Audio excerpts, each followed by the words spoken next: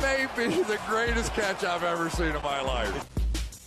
Alright guys, we got so many comments telling us that y'all wanted to see a 2021 breakout wide receiver video. So that's exactly what we're going to do. I'm also going to do a running back video for y'all tomorrow. But also go down to that comment section. Let me know what y'all want to see next. And I want to remind everyone, guys, please understand this is a Dynasty fantasy football channel. I know that we may have some redraft fantasy football people watching this video, which is going to be fine. I mean, if you're just wanting some entertainment and you want to speculate to what should happen in 2021, but please do not subscribe. This channel is not for you. This is only for Dynasty fantasy football players, as that is what every single video on this channel should be every day going toward the future. Alright, so now let's get into the video and let's talk about 5 breakout 2021 wide receivers. And let's start it off with someone that's surprisingly young, Curtis Samuel. Okay, so with Curtis Samuel, guys, I'm sure we all remember the profile. I mean, 2017, coming out of Ohio State. This was a wide receiver that a lot of people were excited about, and that was based around his overall athletic profile as a guy that really tore up the NFL Combine, as someone that played with Dwayne Haskins and had a fantastic receiving profile. But here with Curtis Samuel, honestly, I am not that excited about his college profile. While yes, he was an intriguing prospect getting selected in the 2nd round by the Carolina Panthers so long ago, what I'm actually excited about is I'm excited about the age-adjusted production we've seen so far at the NFL level. If you look at what Curtis Samuel has been able to do in this Carolina Panthers offense in his age 21, 22, and 23 seasons, I mean, Curtis Samuel is on a great track to being at least a top 24 wide receiver in fantasy football. Really, the problem is he's been parked behind 2 fantastic options in Robbie Anderson and DJ Moore in 2020. In 2019, that was just a DJ Moore. But really, this overall offense was not productive enough to force feed targets to Christian McCaffrey and DJ Moore in 2019 while still getting Curtis Samuel involved. In 2019, Curtis Samuel actually operated as a pure deep threat on this Carolina Panthers offense. With Matt Rule and Joe Brady coming in 2020, his role has changed slightly, where he's operating all over the football field, which is exciting for Curtis Samuel's future production. But knowing how good Curtis Samuel is at the game of football, looking at the role that he's been able to command in this offense with great options ahead of him, still getting targets on the offense at an incredibly young age, I am just really going to chalk up Curtis Samuel as a very talented NFL wide receiver, and he is currently playing at the last year of his rookie contract. So it looks like Curtis Samuel is going to be moving on from the Carolina Panthers this offseason, as I really don't expect this team to need to bring him back, as they have DJ Moore under that rookie deal. They just signed Robbie Anderson this past offseason. They just gave Christian McCaffrey an extension, and we know how valuable McCaffrey is to this passing game. I think that instead of looking to re-sign Curtis Samuel, they let Curtis Samuel walk, as I think that he is going to get a good amount of money in free agency. I mean, if you remember way back when Devin Funchess left Carolina, Devin Funchess actually got a very nice contract by the Indianapolis Colts. I'm expecting the same thing here with Curtis Samuel, who is still only 24 years old. I know that's extremely surprising for how long Curtis Samuel's been in the NFL, but also this is not an old 24. He just turned 24, has his entire prime ahead of him, going to be going to a better situation, possibly a better quarterback with less wide receiver talent ahead of him. With Curtis Samuel, I think that we just have to understand that the grass is going to be greener on the other side, and he's a very talented wide receiver. There are multiple reasons to be excited. Okay, so now let's get to our next wide receiver, someone that's actually still playing under his rookie contract, and this is going to be a Parris Campbell. Okay, yes, we're going to go right back to it with the Ohio State wide receivers. And with Parris Campbell, this is not an option that I liked coming out of Ohio State back in the 2018 NFL draft class. Actually, I'm sorry, 2019 NFL draft class. the reason I was not a massive fan of Parris Campbell is at Ohio State, he actually got a lot of his production in the screen game, and we know how hard that is to translate to the NFL level. I mean, just look at someone who's failed so far in 2020, like a Bryan Edwards. Very similar reason why I was avoiding him in fantasy football drafts.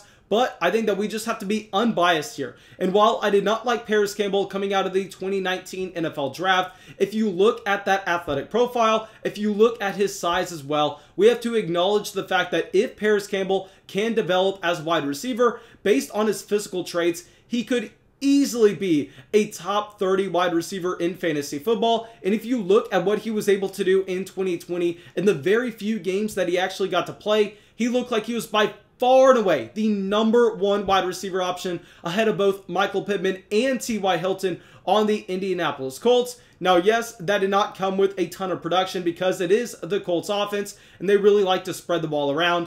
But if you look at what we've seen from T.Y. Hilton season after season after season, for pretty much the past 3 years now, he has been on a sharp decline, where in 2021, I don't think that T.Y. Hilton is someone that we even need to bring up his name. I think we're going to see a very similar fall off that we saw with an A.J. Green, just to a greater extent. And here, I think that it's going to be the Parris Campbell and the Mecole Hardman show. And with Parris Campbell, he has the athletic profile that really Mecole Hardman cannot lend up to. And with Parris Campbell, he showed us that great ability that he was able to develop earlier on in 2020. He should be 100% back from that injury in 2021. I think that's going to be a wide receiver that's going to be able to demand more targets in his offense. And he has the athletic profile and the talent to go along with it.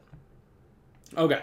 So now let's get to our next wide receiver, someone attached to the best quarterback in the entire NFL.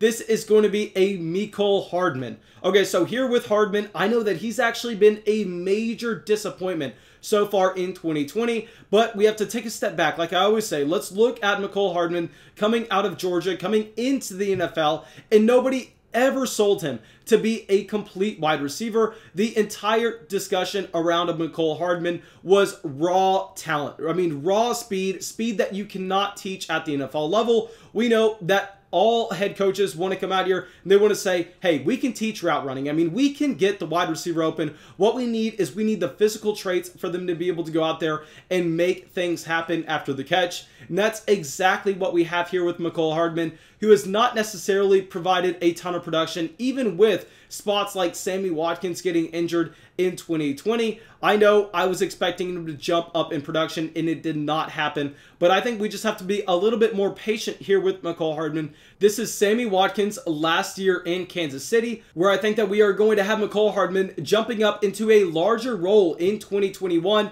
We all know it typically takes these wide receivers about 3 years to break out. I think that's what we're seeing with Mecole Hardman. I think that he's going to be a very intriguing wide receiver in 2021.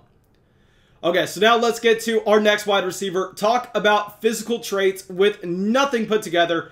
Henry Ruggs. Okay, so with Henry Ruggs, we all know he was the #1 wide receiver drafted in 2020. This is someone that is really disappointed so far in his rookie season, but I think we have to look at this through a very similar lens on what we are viewing with a Mecole Hardman. With Henry Ruggs, he was not drafted because of his route running ability. He was not drafted for his instant impact that he was going to be able to make in the Las Vegas Raiders offense. He was drafted based on those physical traits, where if they could develop him into a great wide receiver at the next level, he could be the next Tyreek Hill. Obviously, that's almost impossible to project that type of outlier, but we understand that it is in the range of outcomes. That is the player that he physically compares to. And Henry Ruggs, while he's not a wide receiver that has shown really anything to be excited about besides some highlight plays in his rookie season, I think that we look at this overall offense, expect that Nelson Agholor is going to be fading out, expect that Henry Ruggs is going to be jumping up to being the wide receiver 1 there, with Bryan Edwards playing across from him as that wide receiver 2. And I expect that Henry Ruggs, while he may not be a wide receiver seeing an insane amount of volume in targets, we know that based on his speed, he needs very few targets to have a ton of production. So there are a lot of reasons to be excited with a Henry Ruggs. Okay, so now our next wide receiver, someone actually having a fantastic rookie season so far, Denzel Mims. Okay, now I know y'all are probably rolling your eyes whenever I said that Denzel Mims has had a fantastic rookie season. But guys, you have to look at this through the context of what has been going on in New York. Okay, so with Denzel Mims, yes, he has not been someone in your starting lineup. He has not been someone that's scoring 15 fantasy points a week. But what he's been able to do is as soon as he was healthy in this offense, he really got an every down role, soaking up a good amount of targets with a great athletic profile. Yes, he has the worst head coach in the entire NFL. Yes, he has some of the worst quarterback play in the entire NFL, but both of these things are going to be gone in 2021. I know a lot of people are complaining that Adam Gase has not got fired. Guys, the reason Adam Gase has not gotten fired yet is because they want to make sure that they have Trevor Lawrence as the quarterback for the New York Jets in 2021. That is why they are keeping Adam Gase.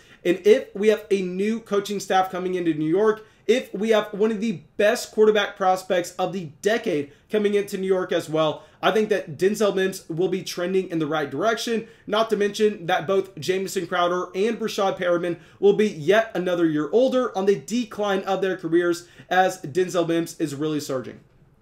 Okay, now thank you guys. I really hope y'all enjoyed this video. I really hope y'all got something from it. As always, if y'all did, go down there, drop that like, leave that comment, subscribe to the channel. It really, really helps us out. And yeah, that's it. I'll be coming out with the running back video tomorrow. Please, please, please go down there, go to that comment section, and let me know what you would like to see next.